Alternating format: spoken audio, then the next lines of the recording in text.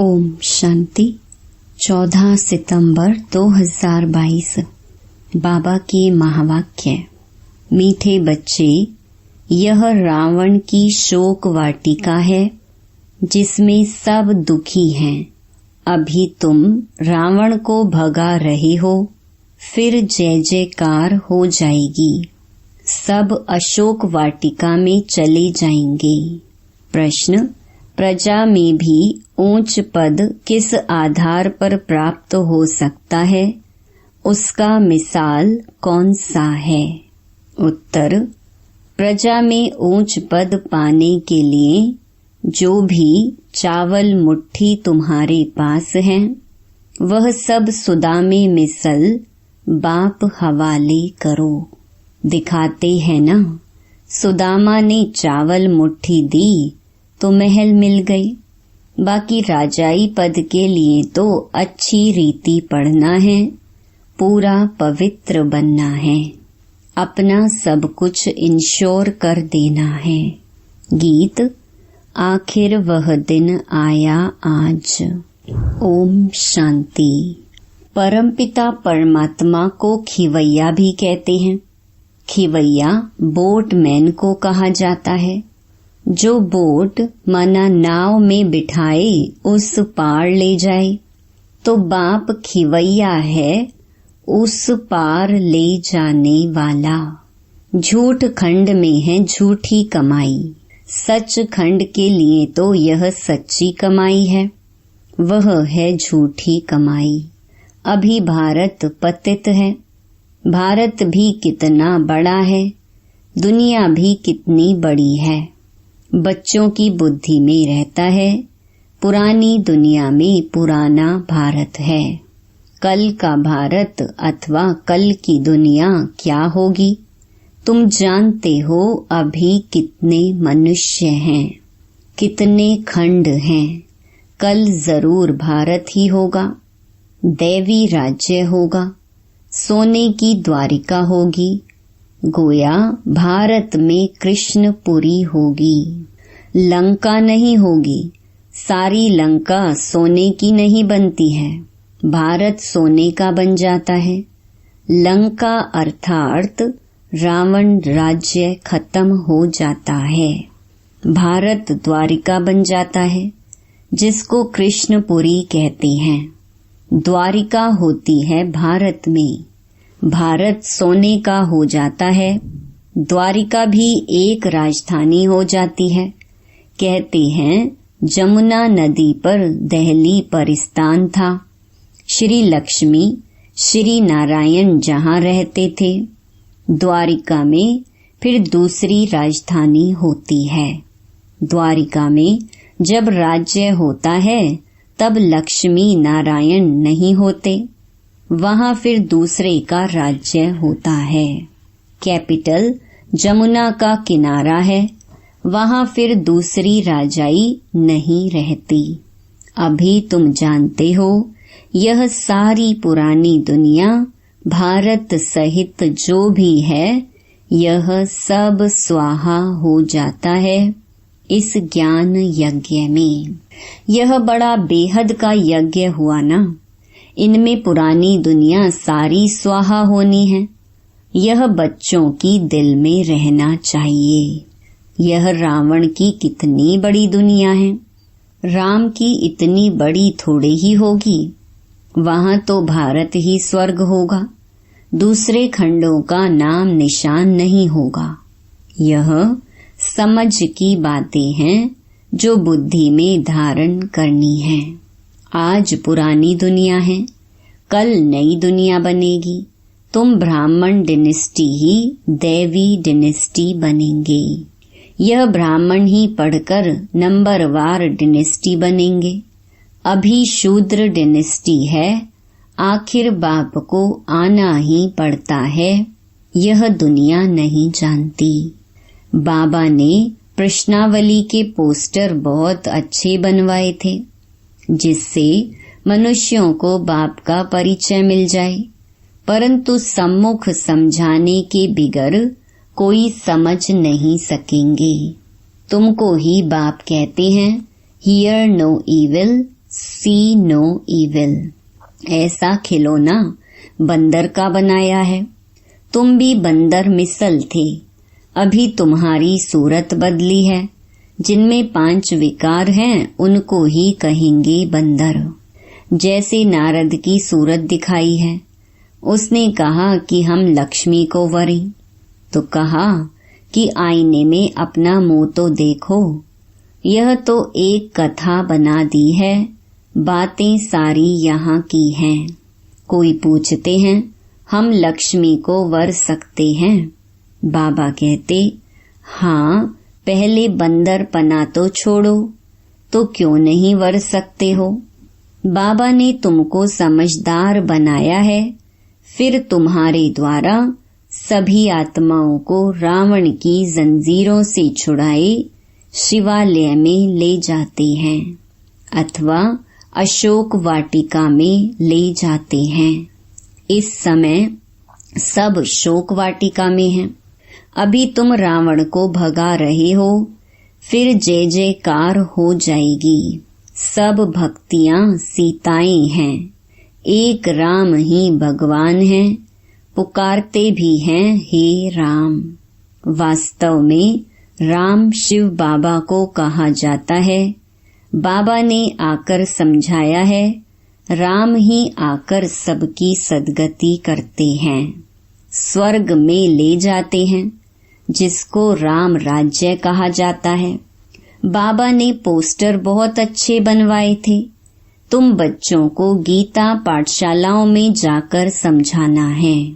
हम लिखते भी हैं परम पिता, फिर पूछते हैं कि परम पिता परमात्मा के साथ आपका क्या संबंध है?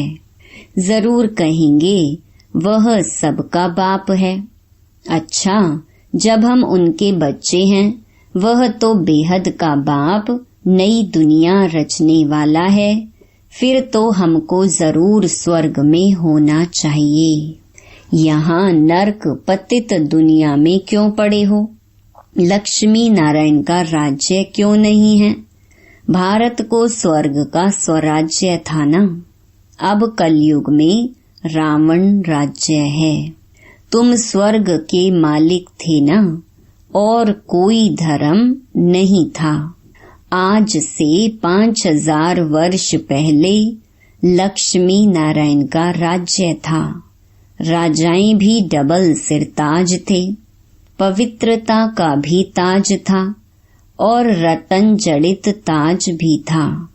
राम राज्य तो पीछे होता है, तो बुद्धि में आना चाहिए कि भारत में बरोबर इन्हों का राज्य था। यह लक्ष्मी नारायण ही पहले पहले नंबर के हैं।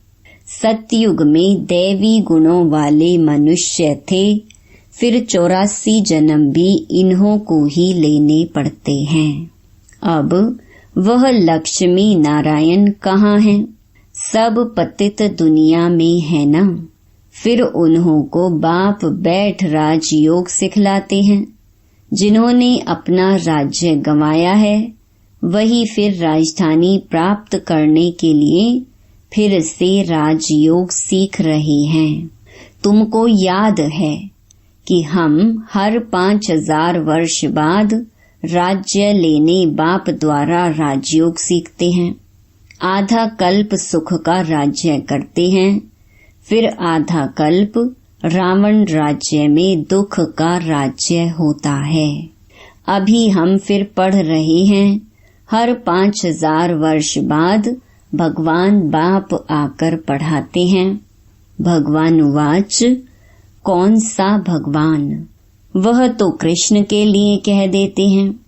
तुम तो कहते हो एक ही निराकार शिव भगवान है। श्री कृष्ण तो देवता हैं। फिर पूछा जाता है, प्रजापिता ब्रह्मा से क्या संबंध है? वह तो पिता ठहरा ना, एक दादा एक बाबा। इस समय तुमको 2 बाप हैं, तीसरा है लौकिक शरीर देने वाला बाप। यह 2 हैं प्रजापिता ब्रह्मा और शिव बाबा। लौकिक बाप से तुम हद का वर्षा लेते हो, अब पारलौकिक बाप कहते हैं मेरे से बेहद का वर्षा लो। परम पिता परमात्मा आकर पतितों को पावन बनाते हैं और राज्य करने लायक बनाते हैं। तीसरा प्रश्न फिर पूछा जाता है कि गीता का भगवान कौन? मनुष्य तो कह देते हैं श्री कृष्ण, तुम कहते हो कृष्ण गीता का भगवान है नहीं। प्रजापिता ब्रह्मा को भी भगवान नहीं कहा जाता है, शिव को ही भगवान कहेंगे क्योंकि वह है निराकार और यह प्रजापिता ब्रह्मा है साकार, तो भगवान एक शिव ही ठहरा। यह भी बाबा ने समझाया है, तुम शिव शक्तियां हो, सेना भी हो, तुम विकारों को छोड़ निर्विकारी पावन बन अपना राज्य लेती हो, फिर यह रावण राज्य खत्म हो जाएगा। अभी तुम अपनी राजधानी स्थापन कर रहे हो, कल इनके मालिक बनेंगे। लक्ष्मी नारायण को राज्य किसने दिया? हम कहेंगे इन्हों को राज्य देने वाला परम पिता परमात्मा शिव है, जो अब दे रहे हैं। शिव बाबा कहते हैं आगे भी हमने तुमको राज्य दिया था, अब फिर सिखला रहा हूँ।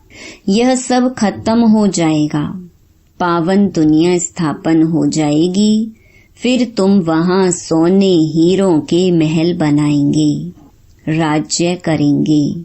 तुम्हारी एम ऑब्जेक्ट ही यह है, सो हम लक्ष्मी नारायण बन रहे हैं। यह है ऊंच ते ऊंच पद। इन्हों को किसने पढ़ाया? जरूर ऊंच ते ऊंच बाप ने ही पढ़ाया है। अब फिर से राजयोग सीखते हैं, जो फिर भविष्य में यह पद पाएंगे।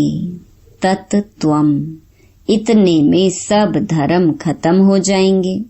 ब्रह्मा द्वारा दैवी धर्म की स्थापना, शंकर द्वारा पुरानी दुनिया का विनाश, फिर विष्णु द्वारा पालना, लक्ष्मी नारायण फिर पालना करेंगे। यह समझने की बातें हैं। तुम्हारी जो जीवन है, इनको अमूल्य कहा जाता है। शिव बाबा द्वारा तुम्हें यह लॉटरी मिलती है।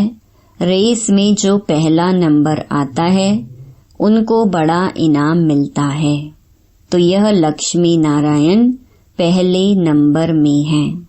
इन्हों की दौड़ी तुमसे जास्ती है। पहले नंबर में है ब्रह्मा, फिर सरस्वती।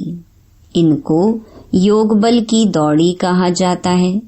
बाबा ने समझाया है, सतयुग में पहले लक्ष्मी फिर नारायण कहेंगे।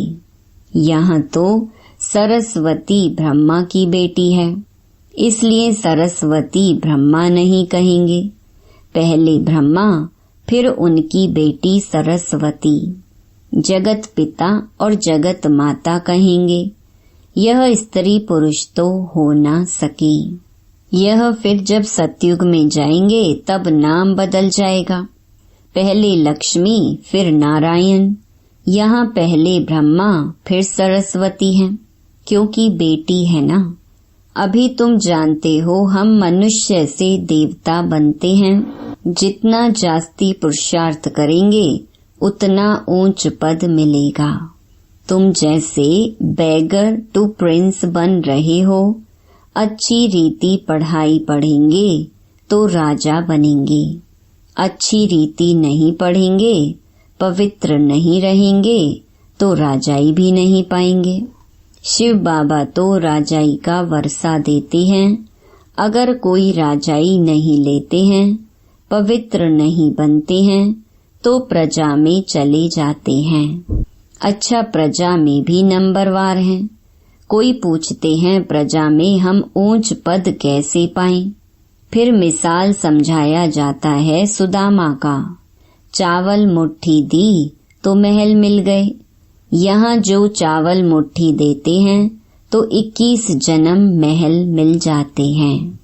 यह है इंश्योरेंस।